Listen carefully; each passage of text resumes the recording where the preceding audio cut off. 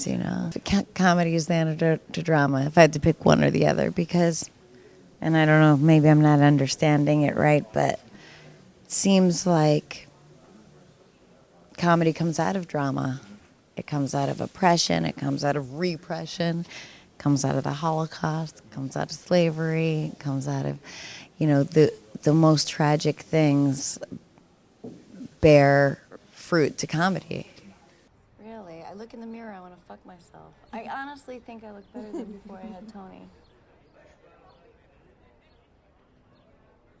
Thoughts? You look amazing. Thank you. It's the kind of moment where you want to chime in real quick.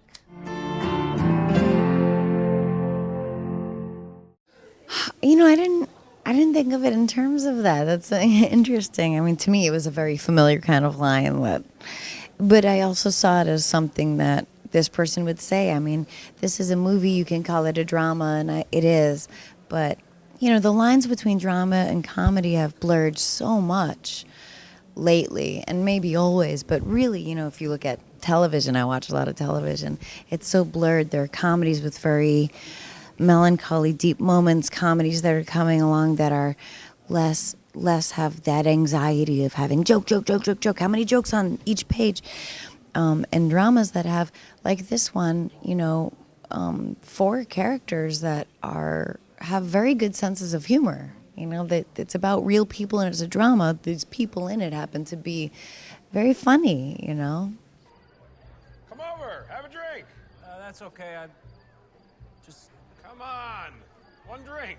I actually have some work to do. It's Saturday night.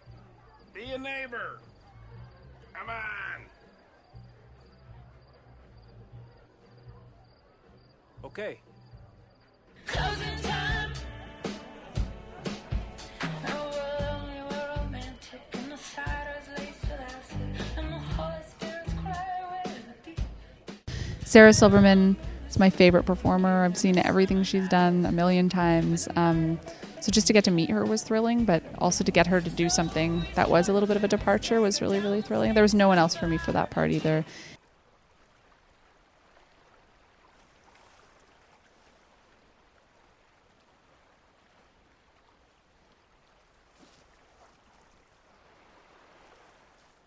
There you are.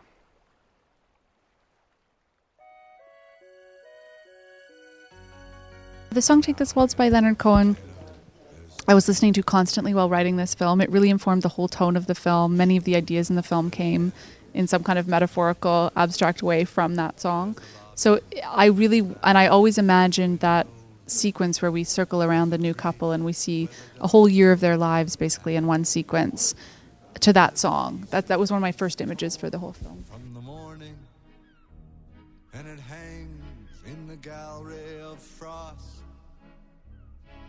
Aye, take this waltz, take this waltz, take this waltz with a clamp on its jaws.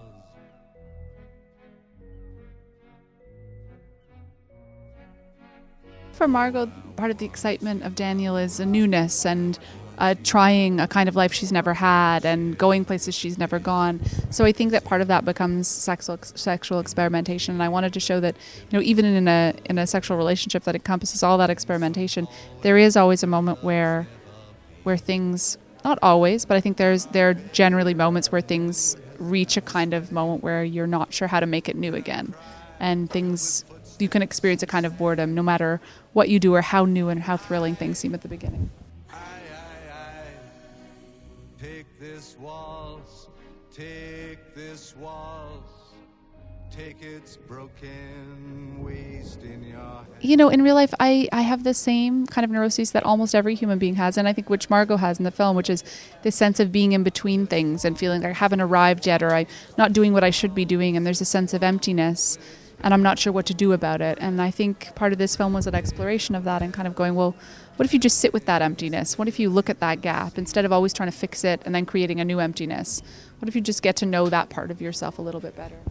With you in Vienna, I'll be wearing a river's disguise. The shoulder, my mouth on the dew of your thighs, and I'll bury my soul in a scrapbook with the photographs there and the moths. When I wrote that line for Margot, I think it expresses a lot of what happens in long-term relationships sexually. I think there's a sense the less you know someone, the braver you can be, because the more you can reinvent yourself. It's almost like the more you're familiar with someone, the more you know someone, the more there's some kind of embarrassment or shyness about adopting a sexual role. And I think that that's something that can really plague some long-term sexual relationships. Take this waltz, it's yours now, it's all that there is. The oldest business school in the world. The world? How old is that school? Well, celebrated our 125th anniversary about 7-8 years ago. And you have not taught for all those years? No, I actually was a student. I've been there off and on for a third of its existence. I started in the 1960s as a student there. I've been teaching the advanced management program where we bring in CEOs for their 6-week, retraining for a long time. Okay. When we last left our I love you. talking about the need to redefine progress for the 21st century. I said I love you. Redefine progress for us? Well, I think the internet is very interesting because what it's done is it's connected us, the central nervous system of the human race, at the speed of light. When I read the script, I was really, in many ways, the first time I read it, I was really related a lot to Margot, her kind of that quality that she has of being desirous of all things and not knowing how to negotiate that with sort of the kind of hunger or want for security and home in life, and sort of not knowing that place. And that was for me what I was most sort of compelled by. And as it went on, I was more and more haunted by what happens. And kind of in the doing of it, then I really started to see how not only heart intelligence Sarah's, but all around intelligent. And then in fact it was kind of, yes, it in fact was this dance that's happening throughout the film.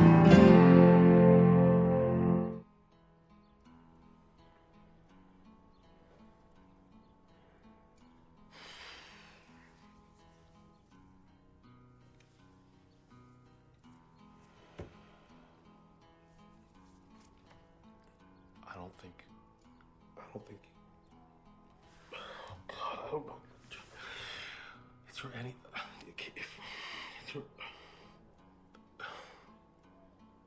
thought you were going to be there when I died. Well, in the movie Take This Waltz, also death is really present in one scene, one line that you say.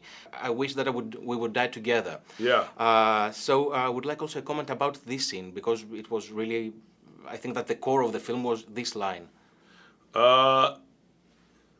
That's it. I don't know if that line was written in the script or that's just something I said, to be totally honest. But yeah, I mean, it was more, I think I did just improvise that. And I think it was just something that I thought you would say to someone when you were breaking up with them in a very kind of self-pitying moment. That was kind of, and I did think that character thought that, honestly. I thought that's kind of how, like, he definitely pictured his life going one way, and then it was completely diverted. I mean, it's funny, that sequence with Seth, we shot for about 3 hours, and some of it was scripted and some of it was just him improvising, and he just sat at a table and they broke up. And we just cut that 3 hours down to 2 minutes. And that line where he says, "I thought you were going to be there when I died," was something that just came out of Seth's mouth. It was not scripted. And all of us, when he said it, I remember me and the focus player and the camera operator, all of a sudden just had tears shoot out, and we all just looked down, and we couldn't look at him. And it was because there was some truth in it. There was some feeling of, like, when you're in a long-term relationship or you're with someone, you think you're going to be with them forever, and you imagine this whole life. I mean, you have this whole story in your mind. It doesn't end until you die, and when that doesn't happen, and that's not what's going to happen, I think coming to terms with that is so difficult. So I think that improvisation really affected me as well.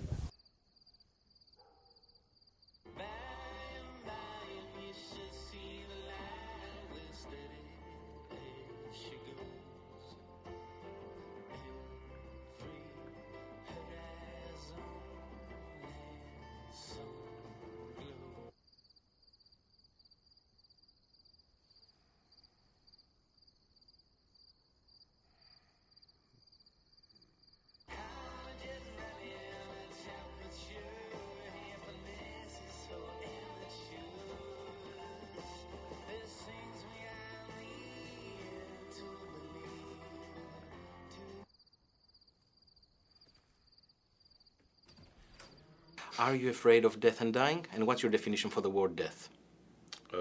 I am afraid of death and dying, and I guess my definition is when you die. I go by the dictionary definition.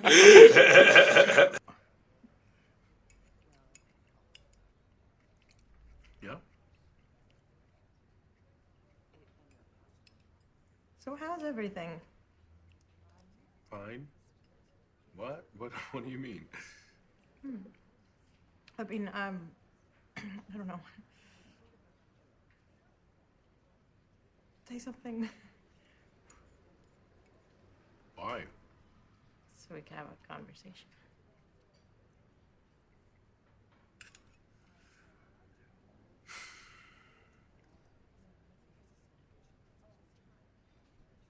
I don't have anything to say. Guilt doesn't really allow for much learning in life.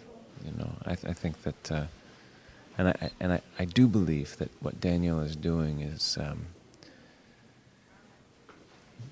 something that he feels is sort of, certainly in the early stages, is beyond his control. I think that Daniel's probably certainly in a lonely place when he meets Margot, and that she kind of casts a new light and illuminates life in the way that a special person can when you meet them and they come into your life and inform your own sense of self and bring out your strongest aspects. I think that when Daniel meets Lou, sort of it pops his bubble, and he sees the humanity of the event, and that's sort of when he really realizes that there is a line and that he can't, cross it. Yeah. So I don't think that he's his intentions are never sinister. He just is. He's so caught up in the ride, he sort of feels like he's just been dropped onto the same plate as Margot and Destiny, and that he's just sort of, Okay.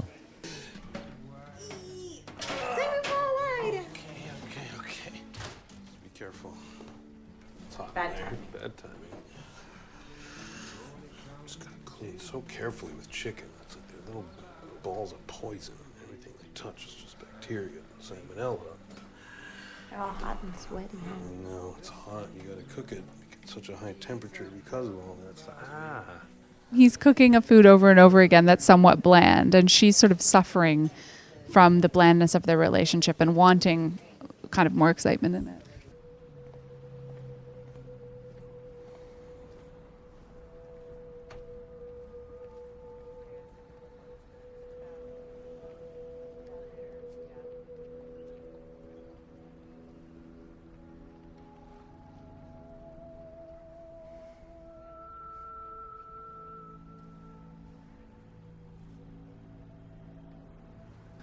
I think that separation, definitely with things ending, in losing people, either in the big loss that we, all have to go through in life, or if it's in relationships, it's always sort of, something that our inner child doesn't want.